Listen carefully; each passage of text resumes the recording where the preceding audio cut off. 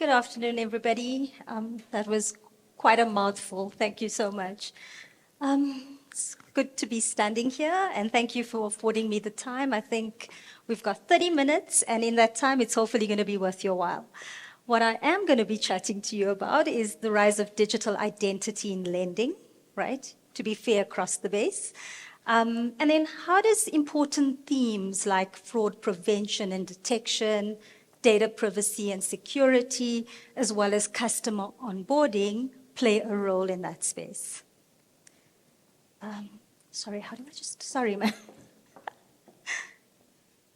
Let's give it a press there. There we go. Cool. So in this session, we're going to be discussing a couple of things, and I like to put them into themes or chapters that hopefully flows, resonates, and makes sense to you. So the first theme we're going to be talking about is digital transformation and what digital identification is all about in this world or ecosystem. We'll kind of take a quick whistle view or stop of what digitally where we are today, what are the risks and threats within this environment, current emerging as well, and then of course, what's the common issues across all environments in relation to digital identification. We're then going to go on to the next theme, which is this whole triangulation and working cohesively within an onboarding environment, within data protection and preservation, as well as abating and managing digital fraud. And then we're going to hopefully close off on a high, because not everything's gloom and doom. We are going to be talking about, so when we see a rise in digital identity, we're actually seeing secure and safe lending. And that then translates into even safer businesses and economic value, both for businesses and individuals. So if we kind of take a stab at the first part or the first theme, where are we today from a digital perspective? So from a global worldwide standpoint, we have about 7 billion smartphone users, right? From an internet access perspective, we've got about 86% of the world having access to internet, right? If we bring it home to South Africa, about 22 million smartphone users, and then of course that kind of equates to 33% of our population count. When we look at internet usage, we've got about 45 million internet users in South Africa as of January this year. It takes the penetration to about 75%, quite a good number. And then, of course, when we look at social media, in South Africa today, we've got about 26 million social media users, also equating to just about 43% of our total population. If we then maybe take a next split down of that 43%, we've got about 49.8% in the female sector using social media and about 50.2% in the male gender. Now, why does this matter, right? Why is this important for us, and why do these stats, why am I even sharing these stats with you? Because the reality is this access allows us to unlock into the world of digital transformation. And digital identities is then an important aspect of it, which then allows us, or lenders across sectors, to make better informed decisions, but more importantly, it opens up accessibility of a large underserved population that can actually have the ability and access to lending and services, right? The third thing is the higher the penetration rate, the better lenders can actually grow their market base. And if you bring it down to digital identification, what it actually does is it creates digital authentication through biometrics that allows you to actually reduce, to interact safely in the digital world, and for lenders and businesses to absolutely be sure that they know the person they're dealing with is indeed who they say they are, as well as your digital assets. But it also helps with identification and verification, cutting out physical documents, reducing identity theft and further frauds, and risks actually in general. And at TransUnion, we believe that digital transformation is the catalyst for financial inclusion, and digital identification ignites the digital world. So they all cohesively make sense, and it matters. Having said that, though, we also need to take a very realistic view of life, where we are right now and where we ought to be going forward, understanding the emerging threats. So whilst it's great we're penetrating so actively, what's important is to take stock of what are the risks, what are the impediments, what are the barriers, and more importantly, what can we do about it? So if we just focus on how this thing plays out, it actually plays out in the realization of financial crime, proceeds of criminal activities, and in most of our world, the reality is fraud. You know, you're either a victim of fraud, because there's quite a lot of nefarious activities. As much as we're sitting today and educating each other, best assured there's a lot of bad actors out there having conferences and summits every day to be ahead of the curve. So today, what is the facts telling us from very reliable data sources? It's telling us today, with the people in the room and outside, 1 of 5 consumers have been victims of identity theft, right? 1 in 10 loan applications contains fraudulent information. It could be probably first-party fraud, or friendly fraud, or most often, third-party syndicated activities, right? 85% of our lenders have reported experiencing synthetic identity fraud. 60% of lenders have reported an increase in fraud attempts through digital channels, right? That digital channel, by and large, would be your web, online, apps, USSD, and.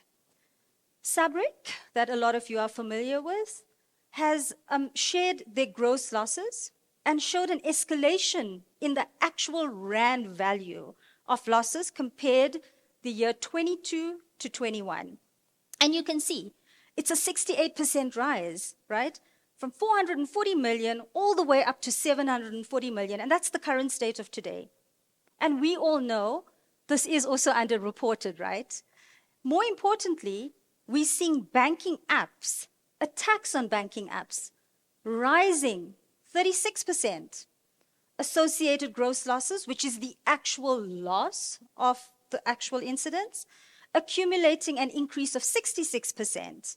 And the numbers are eye-watering, right? These things impact bottom line. It's revenue leakage that cannot be accounted for, and it really impacts shareholder value. And then, of course, if we start slicing it a little bit deeper, you look at a 9% increase in the actual fraud value of an incident occurring, and it's gone up from about 33,000 to about 36,000. Notwithstanding cyber attacks, data breaches that allows for information, very personal PII information, to be exposed in the deep dark web for a lot of further nefarious activity to come out, and it translates in identity fraud, impersonations, and. So it's a pretty grueling state of affairs, and the truth is, it's just one aspect of the view, and this view from the bottom down, from a Sabric view, is just banking. The top 4 is across sectors, right? But I'm pretty sure you'd agree that whilst the world is moving digitally and transforming so beautifully, there are inherent risks that we must know about, we can't ignore, and in fact, embracing it is indeed a game changer. Now, when we look at digital identification issues, right, there's a massive amount of scenarios. I just chose a couple themes that are relevant, right? So if we theme it up, there's a big part of digital divide, accessibility, and I'll talk a little bit about that. We've got a massive theme on systems, interoperability of systems. There's a security theme. There's, most importantly, a client experience / user experience theme. And if we just hone into digital divide as an example, we know as much as the statistics I shared up front, when it comes to Africa, it takes a different view. South Africa is very much on par to first world countries, but the minute you hone into deeper sub-Saharan Africa, you start seeing the challenges of data accessibility, of cost, of expenses, of infrastructure, of usage. The business case stacks up so high that your return of investment, even if you want to make best effort, challenges you. The second important thing about digital divide is in the suburban areas, you've got the most access to modernization, to speed, to cost, to financial ability to solve for it. Again, as you wade onto the Africa continent, you start finding that it's becoming deeper, harder, and much more difficult. Fun fact, today on the South African continent, we've got 500 million people that have no identities at all, let alone the people that do have identities. And that's quite a sad but an awesome problem to try and solve for, right? If we look at systems usage, integration, we know businesses are not all starting at green shoots. Majority of you sitting here are participating or working or working in businesses that have been here for years. How do you manage core legacy systems with all of these new things coming along? And how do you ensure that the client experience is seamless, irrespective of the channel they've opted to go and get a service from? Scalability is another issue. There's massive costs associating to scale. And so how do we solve for that? And there's massive infrastructure costs. So by and large, without draining the slide, we're aware there are problems, but at the same time, we're also mindful that if we put minds together and tackle 1 or 2 or 3 of these problems, we're certainly moving in the right direction. If we hone into the third theme, which is onboarding itself in each of your institutions has got their own challenges, right?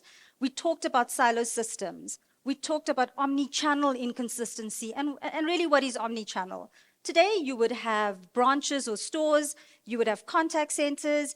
You'd have online or web services. You'd have apps that most of us love engaging in, and.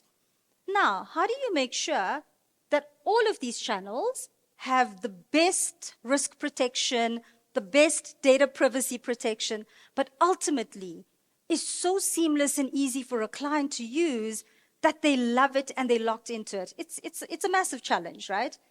Digital literacy and customer adoption, they actually go hand in glove. And I think digital literacy is one of the most underplayed things.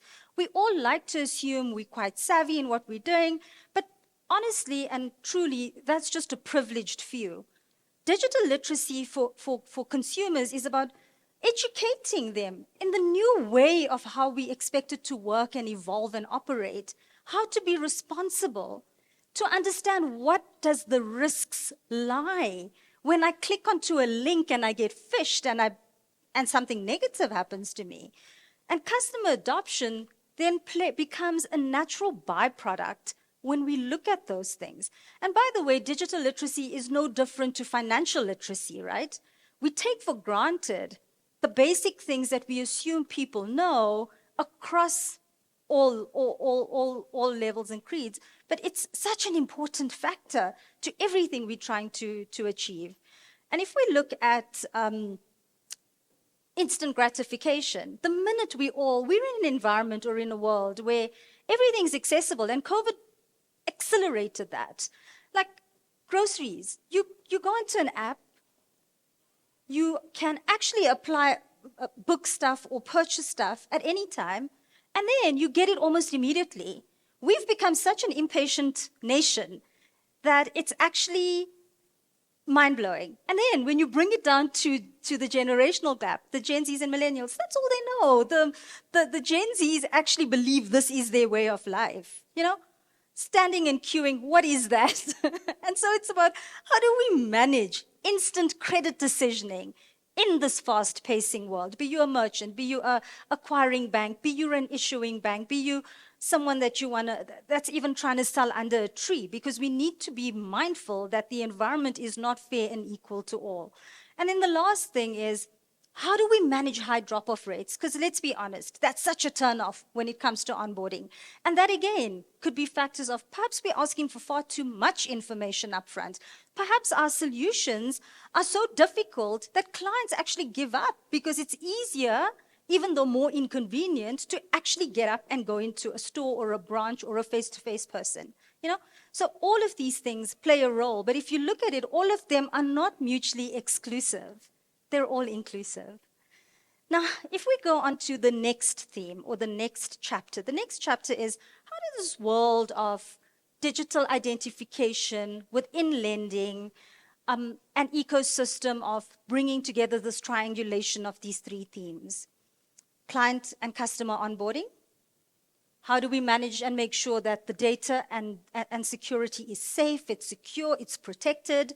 And how do we prevent any fraud attacks, or at least at the minimum, actually reduce and eradicate the vulnerabilities and exploitations that exist there today? Bearing in mind that there's many ways to serve, and organizations themselves have got their own type of federated model. You could be part of a big bank, but you could be in your own business unit, really taking care of yourself and your business line. But where and how does the beauty of enterprise ecosystem strategies help solve? And the truth is, when you get fraud prevention right, when you all encompassed within client onboarding, as well as safely and securely managing and protecting very important information of individuals, you start seeing positive benefits of it. It builds trust. It locks in loyalty. It grows shareholder value. And another fun fact, in one of the surveys we've done recently, 1 in 3 clients surveyed have actually stated they will either abandon transactions and or abandon services on an online journey the minute they believe that there's no security and there is no protection of the information that they are supplying. And what we're also finding, including ourselves, because there's so much of information available, we actually demand it now. And when we don't get it, we look to those institutions to actually do it. And when they don't do it, we feel even more let down when something negative happens to us. It's all emotionally tied, right? The second thing it does, it drives collaboration. We heard earlier on in the panel discussion how key collaboration is, how just by talking and understanding what the problems are, that we can solve for stuff that we are SMEs in. And because the world is so big, it's actually not a competitive disadvantage. It's actually an advantage because it's needed, right? The third thing, it definitely flows into positive revenue and shareholder value, but more importantly, everything is about the client. How does the client feel? How does the client experience your services? How do they want to do more of it? Were they turned off? What sort of feedback are they providing? And as people, we think on our feet, right? And then the last thing is it creates safety and security. Now, how does innovation and technology play a role? And innovation is just not, this does not mean you throw the baby out with the bathwater. The bathwater might be dirty and murky, but there are ways of clearing it. And that's a very important note. Doesn't mean you have to go in and invest in brand new things. It's how do you find the sweet spot and the ability to actually solve for these things? And if you look at a good idea of innovation, it's taking old methods of bartering back in the day and introducing it into blockchain and distributed ledger facilities within a technology. So it's about how innovative can one be without replacing everything. We hear a lot about artificial intelligence and machine learning, but why is it important? Well, for starters, it allows to automate, it allows to get a better outcome, a more consistent outcome, it allows for higher quality, it's always on, all the things we demand as consumers, and by no means is it actually taking away our jobs. If anything, it's allowing us to spend more time as businesses on what are those more complicated stuff that we want to solve for through humans. If we look at customer onboarding, and we spoke about it at length, it supports. If we look at data, data is so critical. We all have reams and reams and reams of data. The problem is, be it structured or unstructured, the problem is we don't spend enough time having a look at that ecosystem view in your own institutions, let alone the industry. And the truth of the matter is, when we look at the data, it allows us to determine what are the behavioral patterns? What are out of line stuff? What strategies can I build in here? What sort of products can I create out of this? But data, behavioral driven decisions is such a critical enabler. And I'd argue the platform, one of the platforms for positive growth. And if you get most of that right, what are you achieving? Automated credit decisioning, real-time data analytics, security, and adherence to compliance. Now, where we're at is, just to take stock, we've understood where we are digitally. We're talking about digital identification within lending around all three important pillars of onboarding, anti-fraud prevention, data and safety and security, that the compliance regulatory universe is heightening as we speak. We talked about what is the current reality in all three of these sectors. We talked about how does technology and innovation play in this world or in this ecosystem. And the truth is, what can be done to help, partner, co-create, and solve for big problems that truly impact the bottom line? And so what I would love to do is spend a bit of time now talking to you through current case studies. At TransUnion, we're an information for good company. We've got massive data insights, local and global, cross-sector, and I think we're in a very unique position. Not unique, there's other bureaus out there, but based on our size and scale, there's so much of information that we have on our hands that we ought to share to do more around financial inclusion, digital transformation, and so I've chosen 3 specific case studies across different industries to show you the power of the art of the possible. And these are true scenarios, real clients, all in the South African market, and active with us as I stand here. The first case study is with a leading insurer. They had a fraud problem. They had a massive fraud problem on their digital channels. It was a new arm that they were building. They were under pressure because of COVID. They needed to keep the lights on. So, like you guys heard this before. The problem that they were facing is that their fraud losses and the abandonment ratio was actually counter-offering their business case. And with the investment, they had to do something positive, but not just positive, sustainable. So they reached out to many suppliers or organizations to look at understanding their problem and partner with them. And so what we did was we heard their problem, spent a lot of time understanding their business. And so part of our solution or recommendations was an orchestrated fraud screening solution, starting with digital. We looked at some of our strong core solutions that can power this. We looked at behavior monitoring, location patterns, and masking of particular identity information to help hopefully solve the issue. And what we did get was positive results. Within the first 90 days, they looked at what does this fraud loss reduction look like before now and obviously into the future. It was basically 80% than where they started.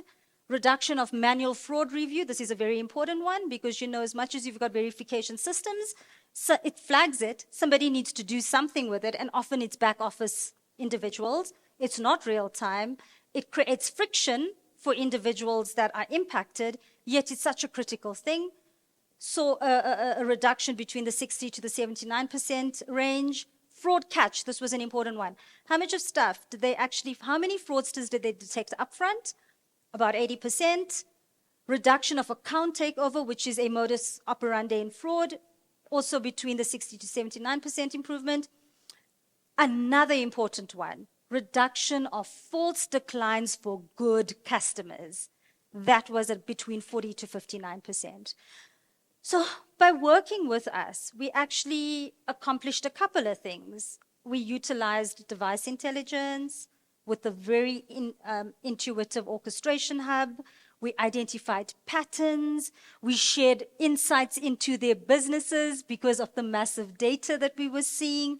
We guided them not just solving for fraud problems, but also new business initiatives, products, client behavior, and so forth. And so that is case study 1 in a leading insurer. Case study 2 is an interesting one for us.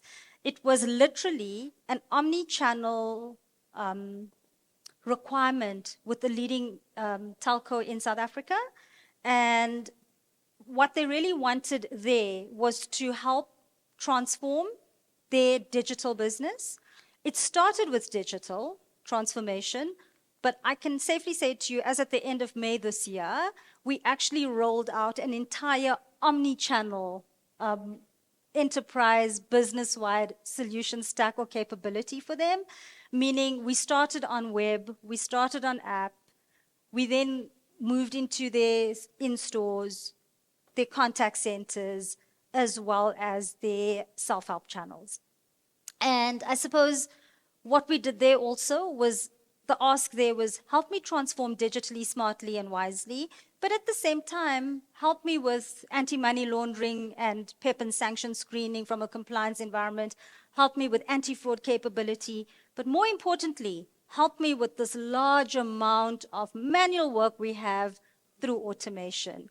And what was interesting here is when we looked at their revenue impact in terms of fraud and incidents, it literally showed quite a wide gap of opportunity to improve. And when we measured it in the beginning at an interim level on the digital channel alone, we were looking at savings of almost 30 to 100 million. And what this means is where fraudsters are actually activating and taking handsets like your very expensive Apple phones and selling it onto the black market with these companies sitting with that loss. That's some of the ways we actually help them to determine this upfront, decline the business, report the case, and create a good fraud consortium so the same information doesn't get repeated. And from an onboarding perspective, they started with the 10-day onboarding. It actually came down to 48 hours. Case study 3 was really a nice one. Leading retailer, where, again, under pressure to open up a digital arm and improve it, but more importantly, their strategy was to move more digital, less in-store, close down brick and mortar, and grow their digital offering. And there, with a couple of solutions that talks to person behavior of digital assets, authentication, validating the actual assets themselves, meaning your smartphones, etc., with zero customer impact. And the reason why we say that is all of these screenings were done seamlessly in the back end, unbeknown to the individual upfront, either opening up a store account or an online account, and done within milliseconds with an outcome. And here you can see a range of information that actually showed positive results. So a couple of things.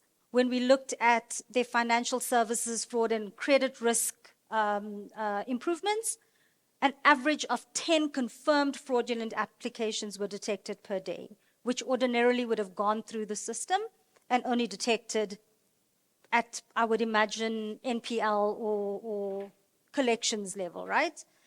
We looked at, in certain instances, through the power of these solutions, we were able to demonstrate 100 unique identity number applications from a single device that were all fraudulent. Because what do fraudsters do?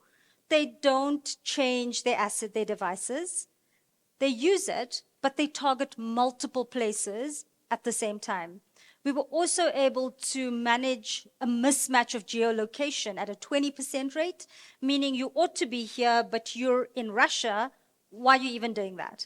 We were then able to look at evidence placement, meaning the minute we've detected all of this fraud, it gets reported in a massive consortium of over 13 billion devices across the globe. It enriched that, it strengthened the solution.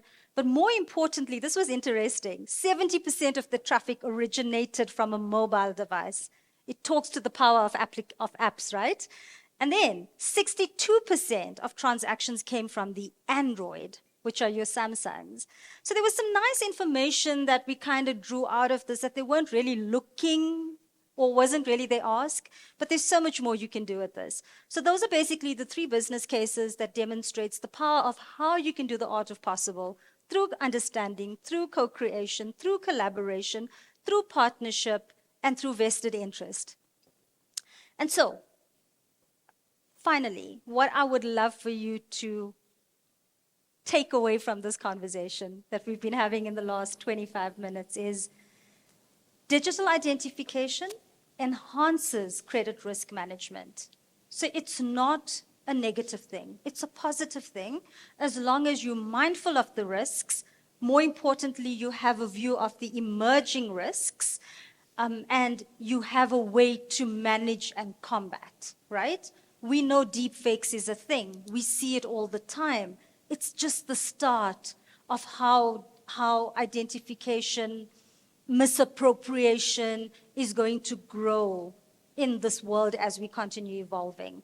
We also know digital identification reduces losses and it improves overall lending decisions. Why? Because you can validate factually amongst devices, document authentication that's been supplied, as well as natural documents for both, identities for both citizens and foreign nationals, very smoothly, very seamlessly, and I would argue much more accurately. The second important point is identifying digital identification issues is crucial to ensure security, right? It's user-friendly, it allows for authentication processes to come in play, and the truth is, if you look at identity fraud between your green book and your card, the green book can very much be misappropriated. But your card, because it's biometric, it can't yet be cloned. So think about transforming all of this important information through a step up of biometrics. Multi-factor authentication. All of these things start strengthening identification, which then strengthens the world of business in a digital ecosystem. The third important point is leverage innovation and technology to enhance digital identification. And it's important to think differently because we can't be one-dimensional. The world is changing and morphing at such a fast pace. We can't be in one track and then wait for something negative or positive and, react. It's important to think differently to try and solve common problems. And the fourth important point is digital identification, data protection, and client onboarding are all mutually inclusive. It's not one for the other. And these are catalysts to safeguarding the digital world of lending. And in closing, all of this needs to be a C-suite imperative. It has to be one of those things that executives have as on their strategic and visionary roadmaps. And it has to be indoctrinated in the way of business as usual in very unusual and unknown growing environment. Thank you for listening, and I hope this added some level of interest and value to you. Thank you.